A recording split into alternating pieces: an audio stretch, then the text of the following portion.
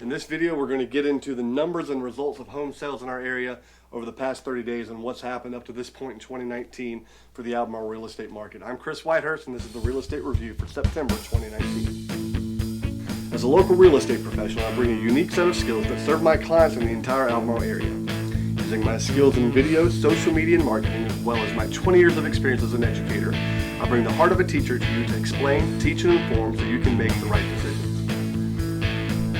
Hey everybody, welcome to episode 8. Hope you're gaining a lot of knowledge. Keep in mind that all my previous episodes are on my YouTube channel, my Facebook page, where we've also got some basic real estate topics that we're talking. Got some more videos coming out to you in the very near future. As always, if you want more information on a specific real estate topic, feel free to reach out to me through my Facebook page or directly to my email, chriswhitehurstrealestate@gmail.com. Or you can go directly to my website at chriswhitehurst.com. I am much later getting the videos out this month. The local market has definitely got me hopping. Let's jump right into to the information. Numbers, in my opinion, are very consistent, not only in this year, in the year-to-date comparisons, but also in the month-to-month for this year. There's one county I see a big jump in. We'll talk about that in just a few seconds. And the others are showing a lot of consistency month to month, which is good for all of us. As always, if you're a nerd and you like the data, and I do like the data, shoot me a message and I can share that information with you per county and in specific price ranges. Let's talk directly about the numbers that impact you and what you need from the real estate market. Again, I'd love to talk with you about those. Let's jump right into the whole region. There's 100 more homes that have sold in 2019 than what was sold in 2018, and averaging about $2,000 more per home. While that's not really significant, it does show that our market is still solid and consistent. And if a home is marketed right and priced right, it's going to sell. So if you're looking for a home, there's still some good homes available in the market in great price ranges. If you're looking to sell or you're looking to buy, contact me. Let's see if my services match up with what you may need. I'd love to help you out. Let's talk about year-to-date. 30 days of August, our market sales were consistent with trends nationwide. There's not much going on in the high-end market in our area. There is some major news locally about economic development. I spoke recently this weekend with an insider who told me more news is coming along. If you've been keeping up with what's going on in our local world, a lot of new businesses coming in, some expansion of some local businesses.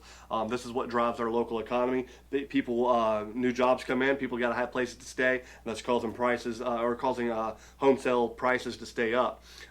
There's also news about interest rates and the national economy, as well as other issues in the news. And the 2020 silly political season coming up on us. It's inevitable that we're going to see some impacts. Don't really know how that's going to all plan out, but please, I just urge you to be smart about how you react to the news people when you see these things. Keep in mind that they make their living on advertising dollars being thrown at shows pandering to either the extreme left or the extreme right. Whereas the vast majority of us live more in the middle of that political landscape. I've got the numbers broke down per county. If you want them, email me. I'll get them to you. I'm just going to kind of do an overview here. Camden new listings and days on market are nearly the same for this year, but the number sold is higher. The median price range is what is most active. There's also a joint meeting of the county commissioners and the Board of Education that happened recently. In that meeting, the Virginia builders were talking to MBCOM, which is a company that they had to do a feasibility study about new construction and new school construction in the county. And they talked about how the growth trends in the Hampton Roads area are definitely moving down. Talk specifically about the numbers. Check out the article in the Daily Advance for more information, or you can message me directly. As a real estate agent, as a professional educator, it's definitely something that I've tried to keep up on, particularly in the Camden market. So if you want to talk directly and ask me questions, I feel very versed on that and educated. So I definitely can take you through some things that I think are happening, as well as the facts and figures on everything. Past percent, let's talk about that. Very consistent 5% growth in new listings this year. So far, the average price is slightly down, not enough to be concerned about, but the numbers don't lie. The numbers were lower. Days on the market was way down, so things aren't sitting as long. Keeping in mind, days on the market doesn't take into consideration when a home is on the market, off the market, on the market. It just takes the most recent listing. The bulk of the activity is at $250,000 and below. with nothing in that 399,000. That's that upper high-end luxury market. I was telling you, just not a whole lot moving there.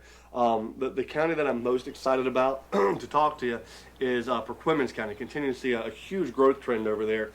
Days on the market was less by about 14 days in the same period as last year. More sold in that period. Let me pull up my numbers here. If I'm not mistaken, I think it was a 25% increase. Yeah, 25% increase in numbers sold. So it just very interesting. I was an educator over there before I moved over to Camden, so obviously that Perquimans market is very near and dear to my heart. Let me lost my place in my notes here. Yeah, the price from last year to this year was about $400 close, and again, nothing in that $399,000 market.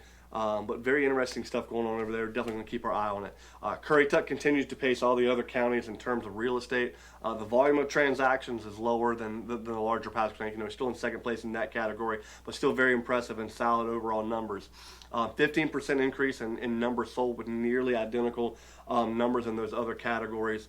There was some higher end homes, so anything in the higher end pricing wise came from in our area came from the Currituck market. Some of that could be Outer Banks activity, which is still good for our area, but not really comparing apples to oranges. Or that would be comparing apples to oranges, rather. That's all the numbers I've got for this time. I want your feedback. I want to know what information you might find most useful and most beneficial. As always, you can ask me anything real estate related, and I'll get you that information or cover those questions in a later episode. And as always, when you're working with me, there's no obligation, no high pressure. I'm just here to add value to your life. If you or someone you know is looking to buy or sell a home, mention my name to them. I'd love to see if my skills match up with their needs. I do believe customer service is a lost art form, and I'm doing everything in this world to bring it back. Would love to talk to you about a free, no obligation comparative market analysis of what your home is worth. See if maybe now would be the time to list it. As always, subscribe to my videos on YouTube. Follow me on Facebook. Until next time, I'm Chris Whitehurst with United Country Fortune Brown Real Estate. Welcome home.